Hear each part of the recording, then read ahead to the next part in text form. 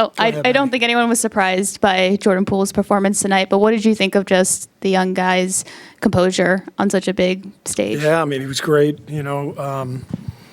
Technically his first playoff game, but our 2 play-in games last year sure felt like playoff games. So he played great in those 2 games. So that's kind of what we expected. He's not afraid of the moment, and he was looking forward to it. He works every day to prepare, and he had a great game. You set it up to have that closing group when you put Jordan in with Steph, Clay, Draymond, and Wiggins. Obviously, that turned the entire game. Was that the plan, and that is your closing lineup? And what does it do when you have all those guys in together?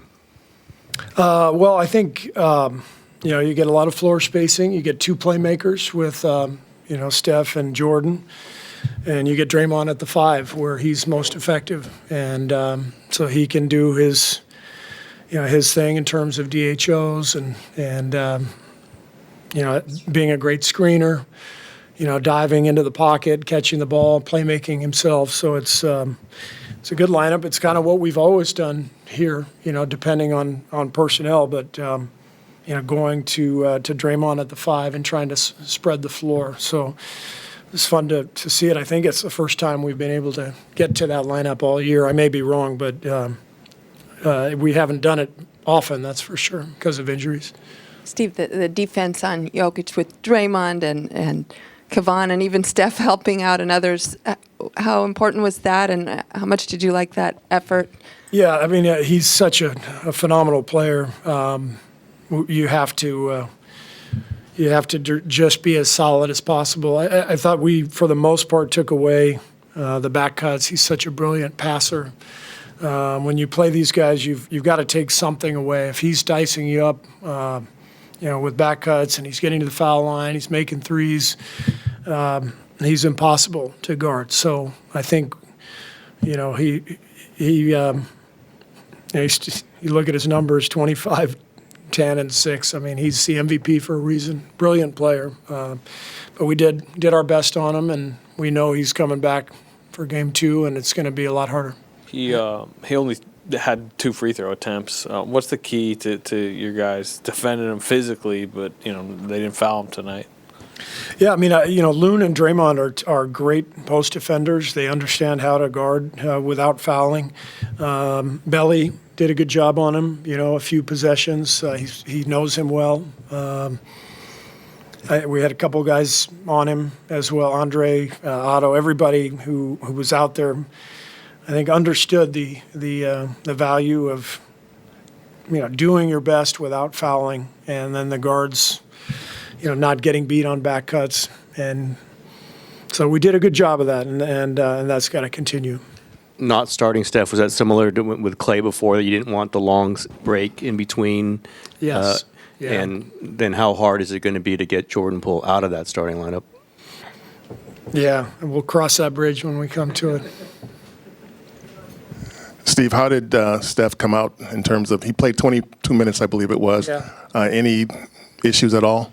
Nope, feeling good. I liked the way he approached the game. I think his first stint, he didn't even shoot. Took care of the ball, had a couple of assists, just got his feet wet, and then kind of found his rhythm as the game went on. So it was a really good first game back for him, and this will help kind of set the table for what's coming. And how would you describe the process that allowed the vets to become comfortable with Jordan having the ball at big moments like this? What was the process that? What? Yeah, the process that allowed the veterans to become comfortable with Jordan having the ball and not Steph. Just because of the way Jordan has played all season long. He's earned the respect and the trust of his teammates, and they believe in him, and they see what he's done all year, and so there's no hesitation to put the ball in his hands.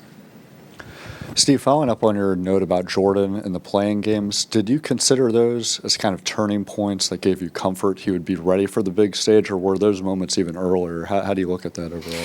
I mean, he had a great season a year ago, particularly the second half of the season, and then I mean those are basically playoff games, and he performed at a really high level. So just having that in my memory and in his experience, it was pretty obvious he was not going to be shy tonight, and he was fantastic.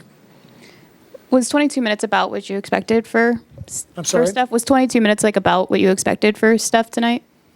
Yeah, I mean, given that he's not starting, somewhere in there, he could have played more, but it was, I think, a good starting point. We've talked a lot about that 3-guard lineup, and tonight we finally saw a pretty hefty dose of it. What did you think of the way that Steph, Clay, and Jordan played together, and then that small ball lineup to close the stuff? I thought they were great. I mean, Clay had a big night shooting the ball. Obviously, Jordan. Andrew Wiggins was fantastic tonight. His defense, his rebound. He had 9 boards. He attacked the rim. 6 for 11, but had a couple right at the rim that didn't quite fall. Got to the foul line. I thought Wiggs was tremendous. So he's a really nice complement to those other guys, because there's a lot of open floor for Wiggs to attack when Jordan, Steph, and Clay are out there with him. 41-35 in rebounding to you guys, including I think you had one more offensive rebound than them. How big is that factor, considering how you want to play against them fast and small? Yeah, it's a good stat for us. If you just want to make sure the possession game, it is either in your favor or even. It's hard to win playoff games if you're giving the other team an extra 8 or 10 possessions. So you got to take care of the ball, which we did, and you've got to rebound. So we did both things well. But in my experience in the NBA, Game 2 after a comfortable win in Game 1 is always a tough endeavor. So we know what's coming. Denver has had a lot of success in the playoffs the last few years. Got a lot of experience, well coached. So it's just a good start for us, but we got to be on our toes, on edge for Monday. You touched on Draymond's defense, but you guys also went 9 of 14 off of his passes. Yesterday, Michael Malone told me that he felt Draymond's absence was a big reason why they went 3-1 on you guys in the regular season. Was tonight just an example of just how overall Draymond impacts the game, especially going up such a talented big man like Jokic? Yeah, I mean, Draymond's a Hall of Famer. He's two-time Olympic champion. I don't know how many times he's made the All-Star team, an awful lot. He's been Defensive Player of the Year. He's one of the best players in the league. So tonight, he showed why. Steve, we see the fire that Draymond plays with. How do you assess his ability to strategically or tactically approach something? Whether it's Anthony Davis from years ago or Tristan Thompson, now it's Jokic. How does he lock in mentally for these matchups? What makes him great is his competitiveness. He's obviously incredibly smart, and he's a skilled passer, but he's never going to be one of the most skilled offensive players in the league. But what he is as competitive as anybody I've ever been around, and as smart as anybody I've ever been around. So it's a pretty good combination when you're playing in the playoffs. You need smart and tough, and that's Draymond. So he locks in, and you don't want to be around him too much. He gets antsy, and he wants to play. These last 5 days were he was on edge, and I could feel it. We just needed to get to the game for his sake.